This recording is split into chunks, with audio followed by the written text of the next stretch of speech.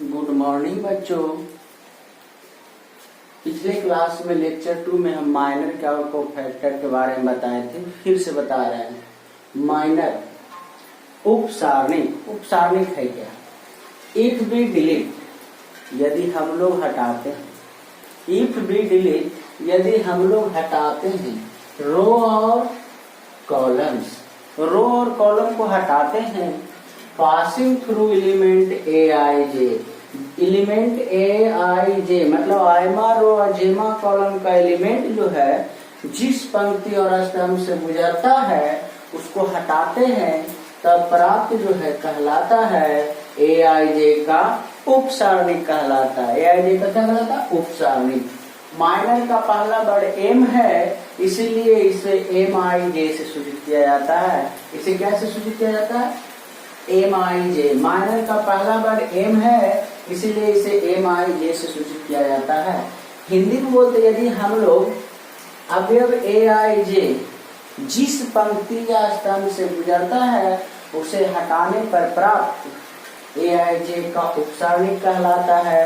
वो फैक्टर सहखंड इसको सूचित किया जाता है ए आई जे से या सी आई जे से। ए आई जे से या सी आई जे से। ए आई जे बराबर होता है, ए आई जे बराबर होता है -1 आई प्लस जे इंटू एम आई जे। यहाँ तक कोई प्रॉब्लम है? तो फैक्टर को दो तरह से सूचित किया जाता है, ए आई जे या सी आई जे। ए आई जे का मतलब वो आयमा रो जेमा कॉलम के एलिमेंट का कोफैक्टर। सी आई जे आयमा रो जेमा कॉलम का कोफैक्टर। अगर ऐसे लिखा रहा एम आई जे इसका मतलब आयमा रो जेमा कॉलम का माइनर। आयमा रो जेमा कॉलम का क्या? माइनर। जैसे एग्जाम्पल में तुमको बता रहा 1 2 3 4 5 6 7 8 9 कहेगा एम वन का माइनर निकालो। इसका मतलब हुआ पहला रो पहला कॉलम, या इसी को आप ऐसे लिख सकते हो माइनर ऑफ ए वन। पहला रो पहला कॉलम के एलिमेंट का माइनर, पहला रो पहला कॉलम के एलिमेंट का माइनर। तो पहला रो और पहला कॉलम देखो क्या मिल रहा है 1। पहला रो और पहला कॉलम क्या इसी चीज के हिसाब से लिखते हैं 1 2 3 4 5 6 7 8 9। पहला रो और पहला कॉलम का एलिमेंट क्या है? 1। पहला रो और पहला कॉलम का एलिमेंट क्या है? 1। तो 1 के सामने ऐसे और ऐसे, 1 के सामने ऐसे और ऐसे झाप देंगे, डिलीट कर देंगे। यानी पहला रो पहला कॉलम का माइनर, इसको पढ़ सकते हैं पहला रो पहला कॉलम के एलिमेंट का माइनर। पहला रो पहला कॉलम का माइनर, तो या माइनर ऑफ ए वन लिख सकते हैं। अब देखो पहला रो और पहला कॉलम कौन एलिमेंट है? 1। तो 1 का माइनर लिखना है, माइनर ऑफ 1 लिखना है, माइनर ऑफ 1 लिखना है। तो 1 के सामने ऐसे और ऐसे, 1 के सामने ऐसे और ऐसे हटा देना, डिलीट कर देना है। तो ऐसे ऐसे हटाओ तो देखो क्या मिलता है 5 6 8 और 9। यहाँ तक कोई दिक्कत है? 5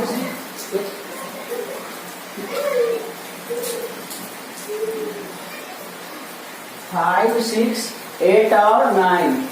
ये देखो जी 9 5 45, 9 5 45, 8 6 48 बराबर -3।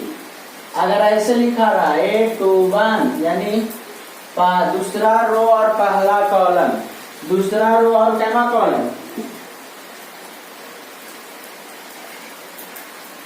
दूसरा रो और पहला कॉलम, दूसरा रो और पहला कॉलम यानी माइनर ऑफ दूसरा रो पहला कॉलम कै मिला 4, यानी माइनर ऑफ 4। दूसरा दूसरा रो पहला कॉलम का माइनर यानी माइनर ऑफ 4, दूसरा रो पहला कॉलम का माइनर ऑफ 4, 4 के सामने ऐसे और ऐसे, 4 के सामने ऐसे और ऐसे झाप दो तो 2 3 8 और 9।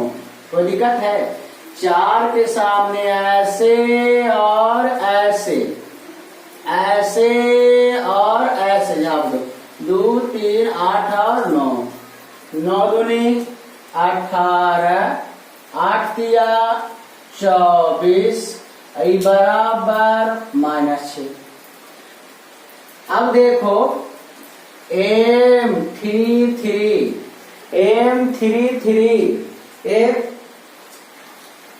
M33 माइनर ऑफ तीसरा रो तीसरा कॉलम क्या मिला जी? 9, माइनर ऑफ 9 का माइनर ऑफ 9 M33 तीसरा रो तीसरा कॉलम, तीसरा रो तीसरा कॉलम, देखो तीसरा रो और तीसरा कॉलम क्या मिला? 9 के सामने ऐसे और ऐसे, 9 के सामने ऐसे और ऐसे झापो 1 2 4 और 5। यहां तक कोई दिक्कत? अब देखो इसको गुना करेंगे तो 5 इकाई 5 माइनस 4 दूनी 8 बराबर -3, बराबर कौन 10? -10। अगर ऐसा रहा तो क्या देखा छोटू? M11 यानी माइनर निकालना है पहला रो और पहला कॉलम का, यानी पहला रो पहला कॉलम में कौन मिला छोटू? 9। इसी को लिख सकते हैं 1 का माइनर। इतना नहीं लिखना चाहते हैं तो M11 खाली लिखिए। अगर M21 मतलब दूसरा रो पहला कॉलम, दूसरा रो पहला कॉलम का एलिमेंट है 4, दूसरा रो पहला कॉलम का एलिमेंट है 4, तो 4 है तो या इसको ऐसे भी लिख सकता है माइनर ऑफ 4 यानी 4 का उपसारणी या M21 के मतलब हुआ दूसरा रो और पहला कॉलम का माइनर। तो 4 के सामने ऐसे और ऐसे, 4 के सामने ऐसे और ऐसे तो 2 3 8 और 9। बोलो कोई दिक्कत? ये देखो 9 दूनी 18, 8 तिया 24, 24 में से 18 गया -6। कोई प्रॉब्लम? M33 इसका मतलब तीसरा रो तीसरा कॉलम कौन है जी? 9 के सामने ऐसे और ऐसे, ऐसे और ऐसे झापो, 9 के सामने ऐसे ऐसे झापेगा तो देखो 1 2 4 और 5, ये 5 माइनस 4 दूनी 8 बराबर -3। यहां तक कोई दिक्कत है?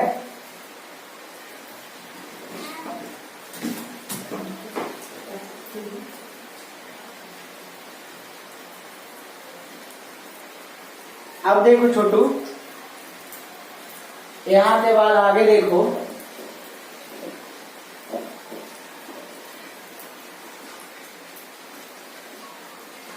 यहां के बाद आगे देखेगा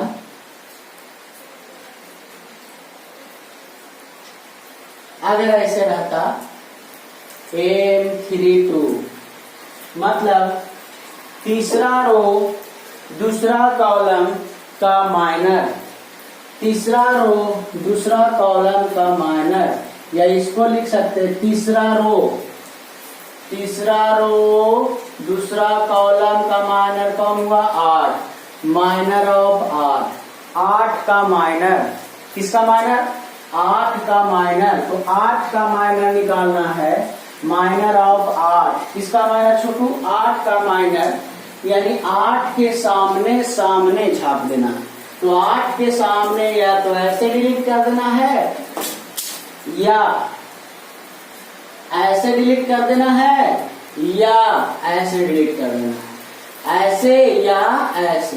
1 4 3 और 6, 1 4 ऐसे और ऐसे, 1 4 3 और 6 मान निकालो। 6 माइनस 3 चौके 12 बराबर -6। अगर ऐसे रहता M23, इसका मतलब दूसरा रो तीसरा कॉलम का माइनर। देखिए दूसरा रो ये ना है, यही चीज लिखा हुआ साफ से। दूसरा रो तीसरा कॉलम क्या मिला 6, यानी इसको ऐसे भी लिख सकता है माइनर ऑफ 6। इतना नहीं लिखना चाहते हैं तो इतनी लिखें M23। एक मतलब दूसरा रो तीसरा कॉलम का माइनर, दूसरा रो तीसरा कॉलम का माइनर, या लिख सकते हैं माइनर ऑफ 6, माइनर ऑफ 6। तो 6 के सामने ऐसे या ऐसे, ऐसे या ऐसे झाप दो। 1 2 7 और 8, 1 2 7 और 8। माइनर ऑफ 6 लिखो या M23 लिखो। M23 का मतलब होता है दूसरा रो तीसरा कॉलम, दूसरा रो तीसरा कॉलम, दूसरा रो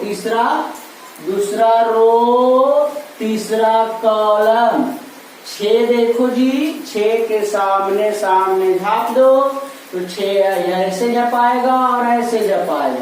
तो 1 2 7 और 8, यहाँ तक कोई दिक्कत है?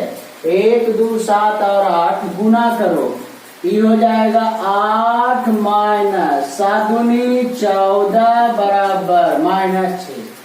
अगर ऐसे लिखना है M13, इसका मतलब पहला रो तीसरा कॉलम का माइनर, पहला रो तीसरा कॉलम क्या मिला जी 3, 3 के सामने पहला रो तीसरा कॉलम क्या मिला जी 3, 3 के सामने ऐसे और ऐसे झापो 4 5 7 और 8, यानी इसको ऐसे भी लिख सकते हो माइनर ऑफ 3। 3 के सामने तो 4 5 7 और 8, इसको गुना करो। 8 चौके 32 और 7 बचे 35 बराबर -3। माइनर निकालने में कोई दिक्कत है? कोई भी बच्चा को माइनर निकालने में दिक्कत? अब देखो जी, अब यहाँ के बाद आ जाओ, कोफैक्टर।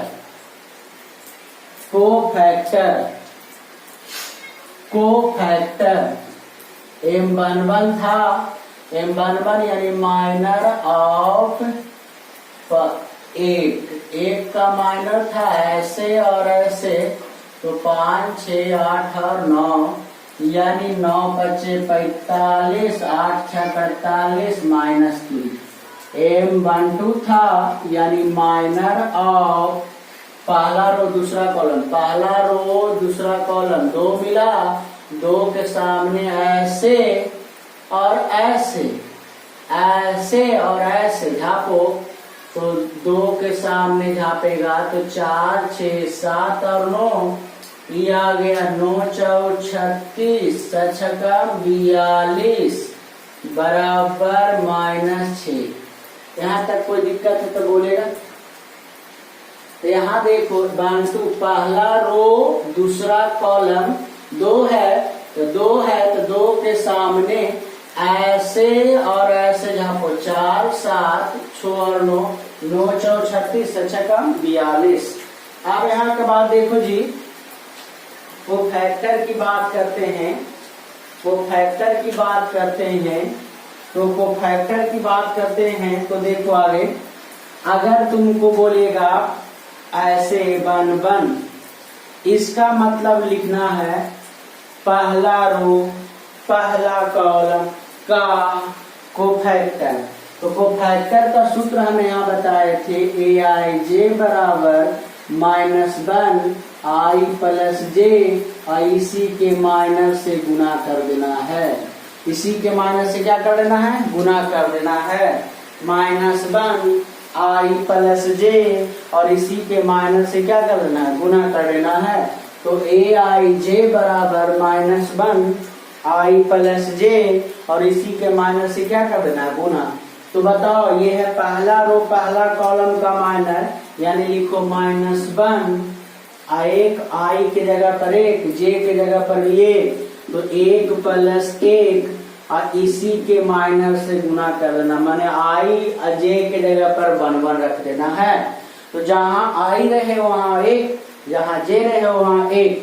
अब देखो -1 पे पावर 2, m11 का मान वहां से देखेगा, तो m11 का मान यहाँ से देखेगा तो कौन 3 है, -3। m11 का मान यहाँ से देखेगा तो -3 है जी, -3 है। अब देखो ये हो जाएगा 1 - 3 बराबर -3, कोई दिक्कत। उसके बाद आ जाओ A12, इसका मतलब हुआ पहला रो दूसरा कॉलम का कोफैक्टर, पहला रो दूसरा कॉलम का कोफैक्टर आई के स्थान पर 1 रखना है और जे के स्थान पर 2 रखना है। तो लिखो -1 1 प्लस 2 और इसी के माइनस से गुना कर दो, और इसी के माइनस से क्या कर दो, गुना कर दो। अब देखो जी, अब यहाँ जा जाओ, -1 2 और 1 3, m12 का मान -6, -1 पे पावर 3 तो -1 और -6 बराबर +6। अगर ऐसे निकालना है A23, मतलब दूसरा रो तीसरा कॉलम का माइनस निकालना है, तुम लिखो -1 2 और +3 और इसी के माइनस से गुना कर देना है, और इसी के माइनस से क्या कर देना है, गुना। तो लिखो -5 -1 पे पावर 5, m23 का मान यहाँ देखो जी -6, यानी -1 इंटू -6 बराबर +6। यहाँ तक कोई दिक्कत है तो बोलेगा, यहाँ तक कोई दिक्कत है तो बोलेगा जी। अब देखो, अब यहाँ के बाद आ जाओ, अब यहाँ के बाद आ जाओ, अगर ऐसा है A13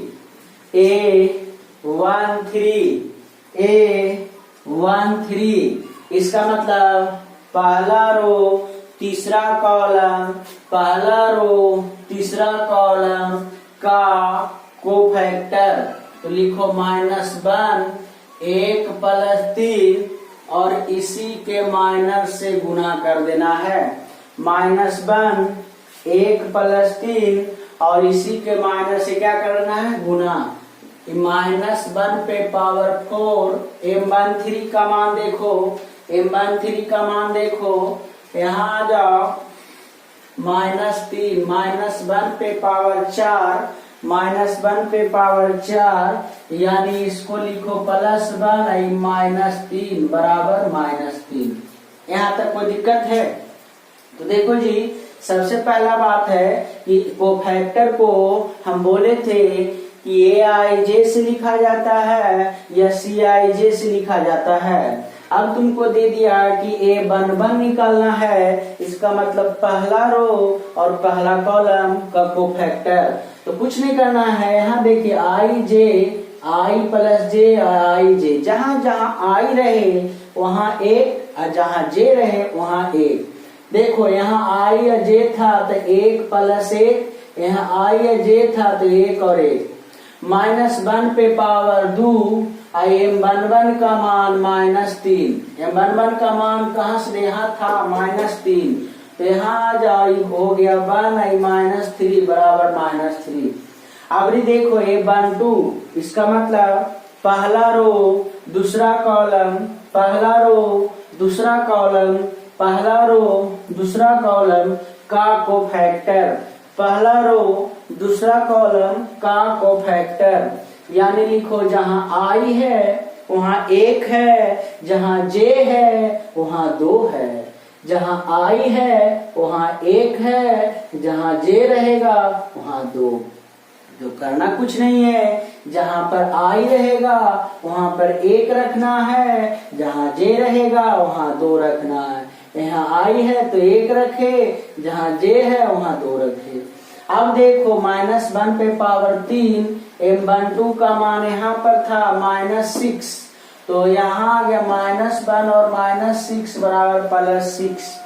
अब आ जाओ A23, इसका मतलब दूसरा रो तीसरा कॉलम, दूसरा रो तीसरा कॉलम का कोफैक्टर, दूसरा रो तीसरा कॉलम का कोफैक्टर, इसको लिख सकते हैं -1, कौन बन -1 2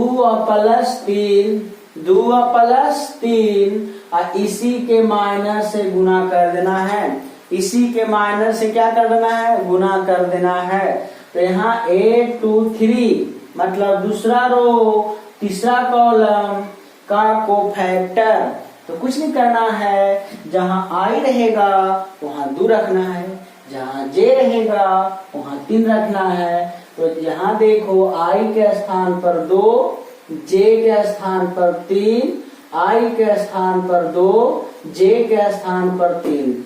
इसका मान -1 पे पावर 5, M23 का मान -6, -5 पे पावर 5 बराबर -1 और -6 बराबर कौन 6 +6। अगर ऐसे लिखना है A13, इसका मतलब पहला रो पहला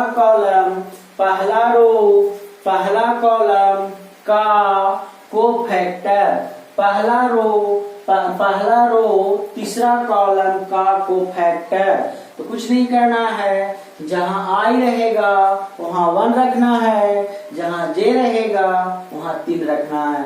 तो लिखो -1, I है तो 1 रखो, J है तो 3 रखो और इसी के माइनस से गुना कर दो, M13 के माइनस से गुना कर दो। अब देखो -1 पे पावर 3 1 4, -1 पे पावर 4 और यहाँ -3 ये देगा +1, ये -3 बराबर कौन 3 -3। यहाँ तक में कोई बच्चा को दिक्कत है तो बोलेगा, यहाँ तक में कोई बच्चा को दिक्कत है तो बोलेगा जी। तो माइनर सीख गए, कोफैक्टर सीख गए, माइनर सीख गए और कोफैक्टर सीख गए, माइनर सीख गए और कोफैक्टर सीख गए। अब हम आगे जो बताएंगे वो प्रॉपर्टी ऑफ डिटरमिनेंट बताएंगे। हम जो आगे बताएंगे ना प्रॉपर्टी ऑफ डिटरमिनेंट बताएंगे। आज के लिए इतना ही, कल